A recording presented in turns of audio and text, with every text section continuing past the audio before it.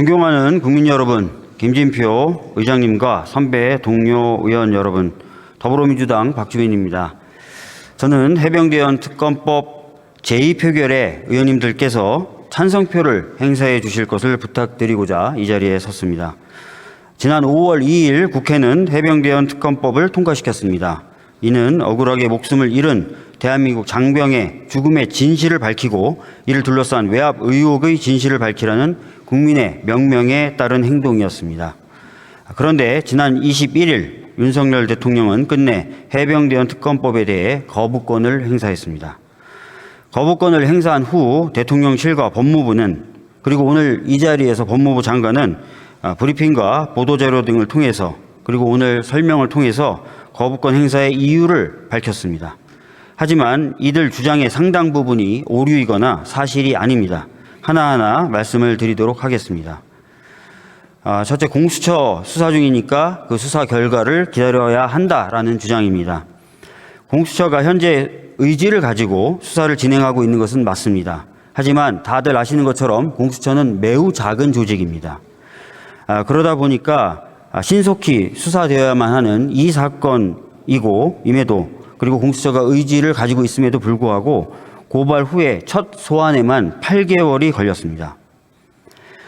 이러다 보니까 새로 임명된 공수처장 역시 국회에서의 특검 논의를 존중하겠다라고 인사청문회에서 밝혔고, 장기적으로는 공수처가 인력을 갖춰서 특검 수요가 발생했을 때 대응할 수 있는 조직이 되었으면 좋겠다라는 희망을 밝히기도 하였습니다. 이렇기에 특검이 이 상황에서는 가장 빠르고 확실한 진상규명의 방법이 될 수 있습니다. 다 아시는 것처럼 이 특검의 수사기간은 70일로 정해져 있고요. 대통령의 승인을 받아 연장해도 100일입니다. 다시 말씀드리면 100일 안에 수사와 기소가 모두 끝나기 때문에 신속히 논란을 종결하고 정치권과 군 모두가 제자리로 돌아갈 수 있습니다. 두 번째로, 특검 후보자 추천권을 야당이 독점해서 상권 분립에 위반된다라는 주장입니다. 그러나 이것 역시 사실이 아닙니다. 해병대원 특검법의 경우에 대한변협이 4명을 추천하고 그 4명 가운데 야당이 2명을 줄여서 올리면 대통령이 최종적으로 1명을 임명하게 되어 있습니다. 다시 말씀드리면 원천적인 특검 추천 권한은 대한변협이 행사하게 되는 것입니다. 또한 이런 식으로 야당이 특검 추천 인원을 줄이는 것은 최순실 특검법과 드루킹 특검법에도 마찬가지의 규정을 가지고 있었습니다. 특히 최순실 특검 당시에 최순실 씨가 이러한 특검 추천 과정이 헌법에 위반된다라고 헌법소원을 제기했지만 헌법재판소는 이것이 적법 절차 원칙에 위반되지 않는다라고 이미 판단을 내린 바가 있습니다. 따라서 방금 전에 있었던 법무부 장관의 위헌성 관련된 주장은 전혀 사실이 아닙니다. 세 번째로, 수사기관에서 수사를 해보지도 않고 특검을 도입한 전례가 없다는 주장입니다. 이것 역시 사실이 아닌데요.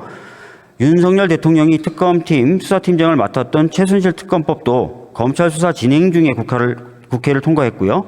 드루킹 특검의 경우에는 검찰이 아닌 경찰이 수사하는 중에 도입되었습니다. 오히려 최근 10년간 수사기관의 수사가 끝나고 특검을 도입한 사례는 고 이해람 중사 사건 단 한 건에 불과합니다. 굉장히 오히려 이런 상황이 예외적이라는 것입니다. 네 번째로, 브리핑 조항이 독소 조항이다라는 주장인데요. 이 조항은 여러 차례 저희들이 밝힌 바와 같이 앞선 특검법에 반복적으로 들어있던 조항입니다. 한 번도 문제가 되지 않았던 이 조항이 갑자기 이 특검법에 있어서만 문제가 된다는 것은 도저히 이해할 수가 없습니다.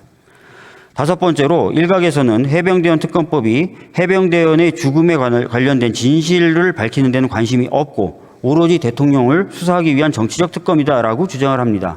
이 역시 사실이 아닙니다. 여러분, 이 특검법을 한번 봐주십시오. 이 특검법에 규정되어 있는 수사 대상 1번이 바로 해병대원 사망사건 그 자체입니다. 물론 그 이후에 이 사망사건인 수사 과정에서 있었던 은폐 의혹이나 이런 것들도 수사하게 되어 있지만, 다시 한번 강조해서 말씀드리지만 수사 대상의 1번이 바로 해병 사망사건 그 자체라는 것입니다. 다시 한번 말씀드리지만 이상에서 보듯이 이 법에 대해서 문제 제기하는 모든 것들이 사실은 사실과 다르거나 오류입니다. 따라서 그러한 주장에 기초해서 판단해 오셨던 국민의힘 의원님들께서 판단을 바꿔주셨으면 좋겠습니다. 저희들이 얘기하는 이 근거도 귀를 기울여서 들어봐 주시고요. 균형 잡힌 근거 하에서 무엇이 더 진실을 밝히는 데 적합하고 국민의 요구에 부합하는지 제대로 된 판단을 해주셨으면 좋겠습니다. 진심으로 감사합니다. 박주민 의원 수고하셨습니다. 다음으로